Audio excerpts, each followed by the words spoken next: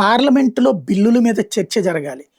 మనం ఏదన్నా కోరుకున్నప్పుడు ఆ చర్చ జరగాలి అంటే, ప్రభుత్వం నిరాకరించినప్పుడు బిల్లుల మీద చర్చ సందర్భంగా ఆ అంశం ప్రస్తావించొచ్చు. కానీ ఈ దఫా ప్రజాస్వామ్యాన్ని చంపేస్తున్నది ఐఎన్‌డీఏ కూటమి. ఏంటయ్యా అంటే అరుపులు, కేకలు, నినాదాలు. మోడీ, అమిత్ షా వచ్చి సమాధానం చెప్పాలంటారు. సమాధానం చెప్తుంటే బాయ్‌కాట్ చేస్తారు. అదేమంటే మాకనవసరం అంటారు.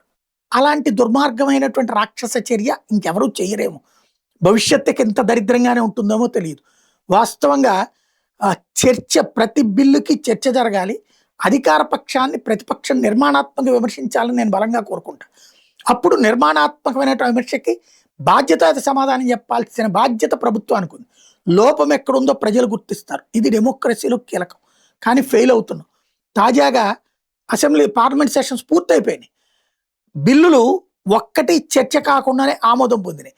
Public examinations prevention of unfair means amendment act bill 2026, Supreme Court amendment bill 2026, prevention of insults to national honour amendment bill 2026, registration of births and deaths amendment bill 2026, MSME development amendment bill 2026, appropriation bill 2026, taxation and other laws amendment bill 2026, bankers books evidence bill 2026, tribunals reforms bill 2026, national cooperative development corporation amendment bill 2026, mines and minerals development of and regulation amendment bill 2026, kerala alteration of name bill 2026. అది కేరళ అని మార్చారు కదా. ఈ 12 బిల్లులు ఆమోదం పొందిపోయినాయి. మూజువాణి ఓటుతోనే ఒక్కదానికి కూడా voting జరగలేదు. అంటే ప్రతిపక్షం అంత సిల్లీగా ఉంది.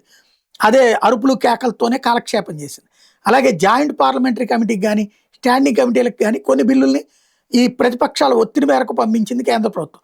FCR amendment bill 2026, Viksit Bharat శిక్షా అధిష్ఠన్ బిల్ 2025, జేపీసీ గడువు 2026 శీతాకాల సమావేశాలు చివరి వారానికి ఇవ్వాలి. ఎఫ్సిఆర్ఏ బిల్లు కూడా శీతాకాల సమావేశాల మొదటి వారంలో చివరి రోజుకి తుది నివేదిక ఇవ్వాలి. అట్లాగే corporate laws amendment bill 2026 JPC తుది నివేదికను పార్లమెంట్కి ఇవ్వాలి. శీతాకాల సమావేశాల నివేదిక మీద చర్చ జరిపి బిల్ పాస్ చేస్తారు.